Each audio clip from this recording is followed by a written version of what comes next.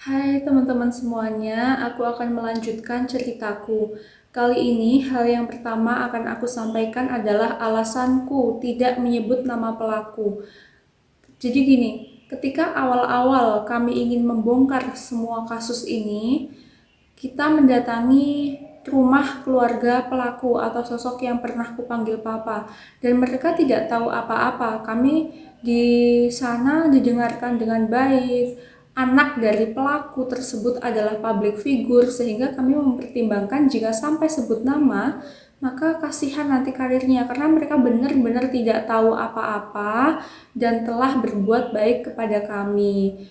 Jadi itu alasan aku tidak menyebut nama. Terus yang kedua adalah hal yang menurutku menjadi paling menyedihkan dari kisah ini ketika ekonomi kami sudah porak-poranda dan ibuku yang sudah berusia mendekati 50 tahun ingin kembali kerja ke luar negeri sebagai asisten rumah tangga. Itu membuatku cukup kaget, nggak tega, adikku juga nggak tega.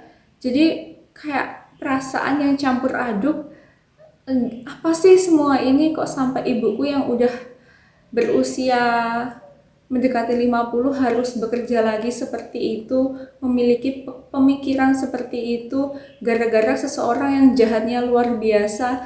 Jadi kami larang, tapi alhamdulillah kami melanjutkan usaha di rumah bersama-sama dan kita tanggung hutangnya bersama-sama. Tentunya dalam kisah ini ada beberapa hal mistis lain yang membuat kami tidak bisa menemukan jawabannya. Contohnya aku pernah tuh suatu malam melihat bola api, tapi bukan api merah ya, yang warnanya itu biru keputihan, segede bola itu melayang, terus kemudian hilang. Terus habis itu ada juga yang bola merah, jadi kayak semacam bola api, api yang kuning itu, api yang oranye, itu juga melintas. Itu aku juga pernah lihat di dekat rumahku. Jadi semacam hal-hal aneh yang nggak bisa kami terjemahkan itu apa, atau memang santet atau apa, kami nggak tahu. Terus selain itu juga ada perubahan yang terjadi dalam diri aku semenjak aku sakit, ada benjolan dan selalu melakukan ritual-ritual aneh yang berbau pelecehan tersebut. Aku jadi bisa mencium bau orang sebelum meninggal. Jadi kayak misalnya aku tiba-tiba mencium bau bunga kiriman makam, tahu kan bunga yang dipelang, yang diwadahi daun pisang itu buat ngirim ke makam. Nah, itu aku bau bunga kayak gitu, padahal di rumah sini, di tetangga sini nggak ada yang punya. Terus 1 jam atau 2 jam setelah itu ada pengumuman orang meninggal.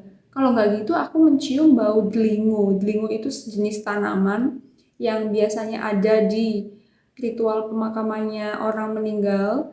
Itu aku juga bau kayak gitu, dan nanti entah 1 jam, 2 jam, atau bahkan beberapa menit kemudian itu ada pengumuman orang meninggal. Jadi aku tidak tahu kenapa aku jadi seperti ini, dan kami sekeluarga, aku, ibu, dan adikku juga sudah berusaha ke kiai untuk menghilangkan kemampuan tersebut. Ada yang bilang katanya aku ada jin yang mengikuti, ya ada yang bilang juga kalau itu kemampuan dari Tuhan. Kami nggak tahu ya yang benar yang mana, tapi yang jelas yang aku tahu, aku dulunya nggak bisa, terus kemudian sama si sosok pelaku yang pernah aku panggil papa tersebut jadi bisa mencium hal-hal gituan. Setelah itu aku berpikir bahwa aku kayaknya nggak perlu deh bisa kayak gitu. Aku pengen menjadi aku seperti yang dulu, yang awam, yang nggak bisa mencium bau mistis. Ya, banyak hal mistis yang sebenarnya nggak bisa aku ceritakan semuanya di sini karena nanti bakal terlalu panjang ya videonya. Tapi aku ada rencana untuk menulis sebuah memoir, sebuah buku tentang apapun yang udah aku alami tentang kasus ini. Yang paling sulit selain itu adalah proses penerimaan diriku setelah pelecehan itu terjadi, setelah waktuku 4 tahun setelah wisuda terbuang. Sia-sia penantianku kepada sosok yang aku sangat tulus kepadanya itu ternyata hanya berbuah permainan pengkhianatan, ya itu yang paling sulit untuk aku terima, karena setiap saat aku masih terngiang-ngiang, aku masih terputar pada momen itu. Kok bisa ya, selama ini aku lo telepon, aku sambut dengan baik, aku dukung hubungannya dengan ibu, ya ternyata dia udah nggak punya hati untuk melakukan semua itu. Yang penting dapat keuntungan keuangan dengan sosok yang tua tersebut, sosok yang dipanggil Buya, untuk memeras ibu. Jadi akhirnya kami tuh yakin bahwa sosok Buya itu ya sosok yang pernah aku panggil papa itu. Karena setiap kali telepon di makam itu seringnya aku melihat sosok yang pernah aku panggil papa itu muncul, tapi suaranya tuh suara tua. Jadi itu semacam apa sih ini? Atau mungkin hanya permainan suara.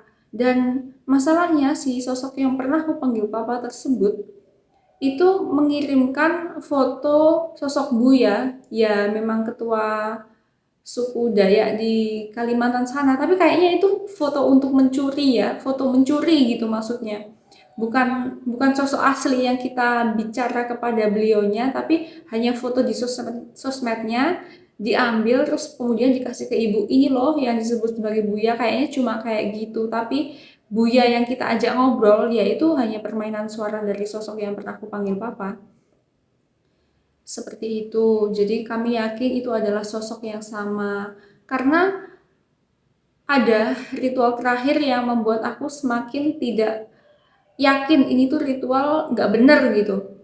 Tambah yakin lah.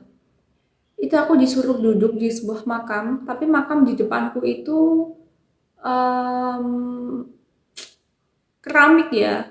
Keramik itu walaupun nggak bisa memantulkan cahaya dengan jelas, tapi kan kalau misal ada orang di belakang, itu masih bisa ada pantulan bentuk orang gitu kan. Nah itu aku melihat ada sosok yang bentuk tubuhnya tuh mirip seperti orang yang pernah aku panggil papa sedang pegang HP. Dan di situ aku disuruh membuka bajuku, membuka bawahanku. Dari situ aku udah ngerasa ini di luar syariat, dan baru aku sadari bahwa kalau ritual selama ini selalu kayak gitu, entah udah berapa banyak videoku yang gak senonoh udah dia milikin, aku nggak tahu, aku nggak aku udah nggak bisa mikir tentang hal itu. Selama ini katanya hanya untuk mengeluarkan hal-hal yang tidak baik dari tubuhku, mengeluarkan santet, tapi ternyata setelah kami pahami, ya mungkin dia punya fetish aneh, semacam pengen mengoleksi foto-foto telanjang dari seorang anak perempuan yang masih belum bersuami mungkin, sambil membaca ayat-ayat Al-Quran. Jadi aku merasa, nggak tahu, aku merasa campur aduk banget.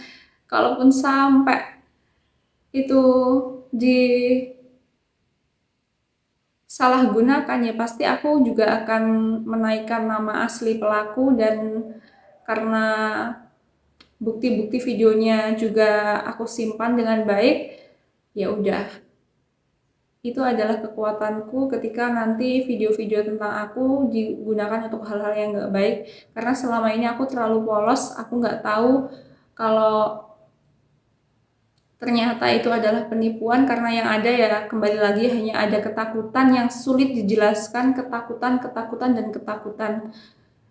Ya tapi sekarang dengan semuanya, semoga video-video tentang aku yang di makam disuruh telanjang, gak ada siapa-siapa, tapi aku disuruh tutup mata, itu kemungkinan dia yang rekam, tapi aku gak tahu. Habis itu